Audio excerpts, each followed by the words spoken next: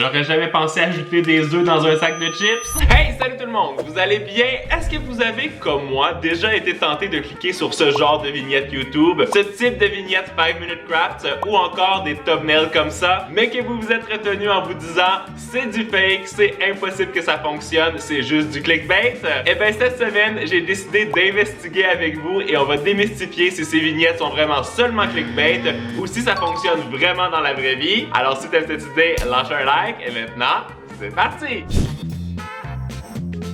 La première vignette que j'ai trouvée pour le petit-déj, c'est celle-ci. Regardez-moi comme c'est cute, un œuf avec des yeux en forme de cœur. Je sais pas pour vous, mais moi j'ai jamais réussi à faire cuire un œuf comme ça. J'ai bien sûr cliqué sur la vidéo. Et ce qu'on voit, c'est quelqu'un qui prend une gousse d'ail, qui dessine la forme dans la poêle et quand tu craques l'œuf, ça le fait cuire, mais dans un périmètre déterminé.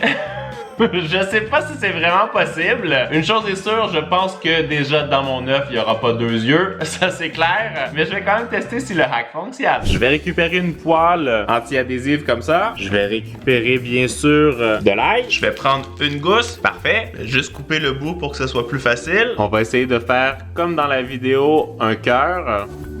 Je vois pas vraiment ce que ça donne. On voit quand même qu'il y a une petite démarcation là, que c'est comme si c'est fait. Je vais faire chauffer. Je vais récupérer un œuf. Et là, juste pour le plaisir, dites-moi en commentaire si vous pensez que ça va fonctionner. Là, la poêle commence à chauffer. Et le moment de vérité. Nope. C'est un gros fail! Ça a absolument pas fonctionné. Je vais quand même tester une deuxième fois en utilisant de l'ail dans la poêle chaude, on sait jamais. Cette fois-ci, je vais juste faire un carré, peut-être que ça va être plus facile. Je vais bien appuyer et... Nope. En fait, si je glisse l'œuf là sur le côté, vous voyez, ça fonctionne pas ce truc. C'est vraiment de la merde. Je vous dirais que 5 Minute Crafts, vous nous avez peut-être menti. Je sais pas comment vous avez réussi à faire ça. Notre prochaine vignette, c'est celle-ci. On voit le côté où il y a le gadget de cuisine qui simplifie la vie et l'autre côté, le hack que tu peux faire à la maison avec une fourchette. C'est bien sûr pour couper une banane de façon plus rapide. Moi, j'avais même déjà acheté ce gadget dans une de mes vidéos. Je sais plus laquelle, mais puisque je ne sais plus il est où ce gadget, on va pouvoir tester le hack de cuisine. Donc là, on voit comme c'est facile avec le gadget. Mais si tu ne l'as pas à la maison, tu prends une fourchette avec une paire de pinces, tu tournes les dents de la fourchette et ça te donne apparemment le même ustensile de cuisine. Ça a l'air de fonctionner plutôt pas mal. Je sais pas si vous avez autant envie que moi de l'essayer, mais c'est ce qu'on va faire tout de suite. Là, il y a juste une chose, j'ai pas tellement envie d'utiliser mes belles fourchettes. Alors hier, je suis allé en acheter au Dollarama. C'était 2 pour 1 $. Je vais aussi aller chercher des pinces. Je sais pas ce qui va le mieux fonctionner. Je vais en prendre 2. Tout ce qu'on ferait pas pour couper une banane. J'ai les outils. Je vais venir prendre une des dents de la fourchette et je vais essayer de la twister. Oh my god, c'est pas ultra facile. Je vais plutôt essayer avec celle-là, je pense que ça va être plus efficace. Faut vraiment avoir envie de ne pas se sauver du temps parce que honnêtement, j'aurais déjà coupé ma banane, hein, je peux vous le dire. Il y a quelque chose qu'ils m'ont pas dit, 5 Minute Crafts, peut-être qu'ils ont fait chauffer la fourchette, comme ça elle va être plus chaude. Je vais la mettre sur le poêle comme ça. Allez, chauffe-moi ce métal. Là, c'est bien chaud. Ce truc, c'est vraiment de la merde, ok? Je veux pas passer une seconde de plus à essayer de faire ça. La fourchette est super chaude.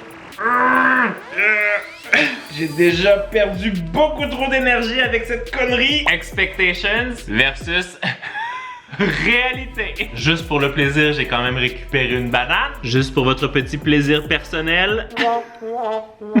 C'est la plus grosse arnaque du monde, ce truc. Ça aurait été tellement simple comme ça, avec un petit couteau. Voilà, merci. Là, c'est 0 en 2 hein, pour 5 Minute Crafts. J'espère qu'ils vont se reprendre avec la troisième recette. T'es amateur de guacamole, 5 Minute Crafts a la solution pour toi. Regardez-moi cette belle vignette. On voit un avocat qui est pris à l'intérieur d'un fouet de cuisine et dans l'autre photo, il reste juste le noyau qui est pris à l'intérieur, mais la chair est dans le bol. Vous vous demandez ce qui s'est passé? Moi, je me suis posé la question ce qui s'est passé. Je suis allé voir la vidéo. Regardez-moi ce petit tour de magie. C'est comme exceptionnel. Si je me fie à ce qui s'est passé depuis ce matin, je vous dirais que c'est pas possible. Mais bon, il n'y a rien comme le mettre à l'épreuve. J'ai des avocats qui sont bien mûrs. J'ai 2 options de fouet. Je pense que je vais prendre celui-là parce que regarde ici, avec lui, Si je frappe sur la main, j'ai l'impression que ça va juste comme se séparer comme ça.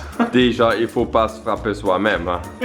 Mais celui-là a l'air un peu plus souple. D'accord? Oui. Tu comprends? J'ai retiré la peau. J'ai l'impression que ça va faire un carnage. Et... Oh oh. j'avais comme un pressentiment. Prise 2. Pouce plus. Mais regarde, on a réussi à avoir l'avocat à l'intérieur du fouet, mais je peux te dire que si je fais comme dans la vidéo et que je refrappe dans l'assiette, le noyau va pas rester à l'intérieur du fouet. Faut le tester. Et... Oh! T'as presque cassé l'assiette! c'est de la merde ce truc, vraiment, 5 Minute Craft, c'est de l'arnaque. Moi je vais essayer de finir de préparer mon guacamole.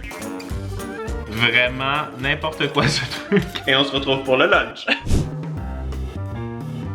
Je pense qu'on va réussir enfin à faire une recette qui pourrait fonctionner. Même si elle semble très intrigante, regardez-moi cette vignette. On voit un beau sac de chips Lay's, crème sure et oignon à l'intérieur d'une casserole. C'est clair que ça a piqué ma curiosité, je pense que vous aussi. En gros, tu prends ton sac de chips, tu les écrases et là, à l'intérieur, tu viens mettre des garnitures, celles de ton choix, du fromage, du poulet, des oignons, des herbes. Un peu la façon dont tu aimerais manger ton omelette parce que tu rajoutes aussi des œufs à l'intérieur. Là, tu viens le déposer dans ta casserole et après 30 minutes, ça te fait tadam! Cette omelette qui a de l'air, ma foi, assez particulière. Mais je me suis dit qu'une omelette crème sure et oignon, ça pourrait être sympa. Pour le lunch, en tout cas, moi j'ai faim parce que jusqu'à présent, il n'y a pas grand chose qui a fonctionné. Alors on va l'essayer. J'ai mon sac de chips. J'adore en plus les chips crème sure et oignon. Ouh, ça sent bon. Le moment satisfaisant. Là, les chips sont bien en morceaux. Je vais venir ajouter un peu de fromage râpé.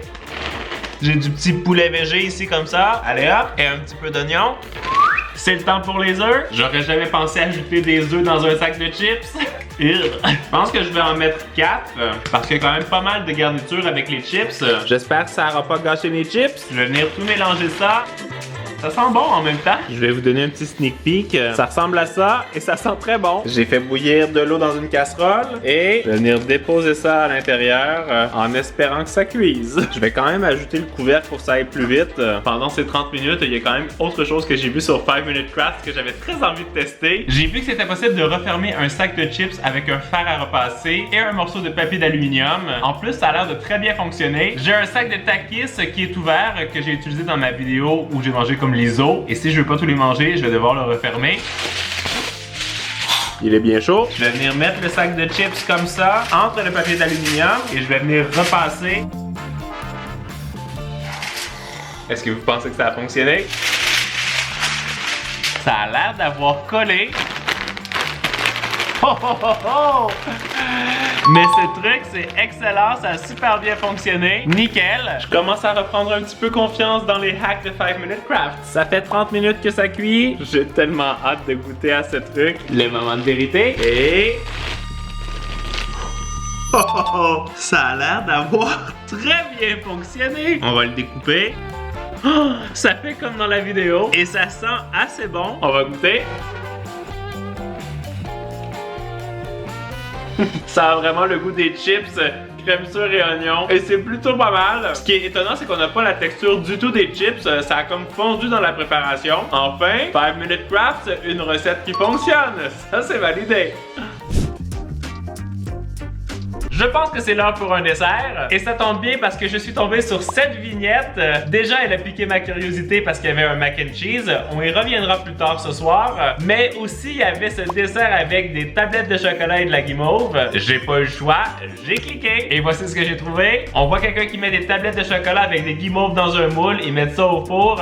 Et quand c'est prêt, tu viens le manger comme si c'était des s'mores. Ouh! Pour le coup, ça a pas l'air trop clickbait. Ça a l'air facile à faire. Et je vais l'essayer tout de suite. J'ai la guimauve, le chocolat et les gaufrettes. Je vais démarrer mon four. Dans le moule, je vais venir placer des tablettes de chocolat. J'ai pris du chocolat au lait, ça va être plus sucré. Je mets ça à l'intérieur. Faut faire un petit peu de Tetris.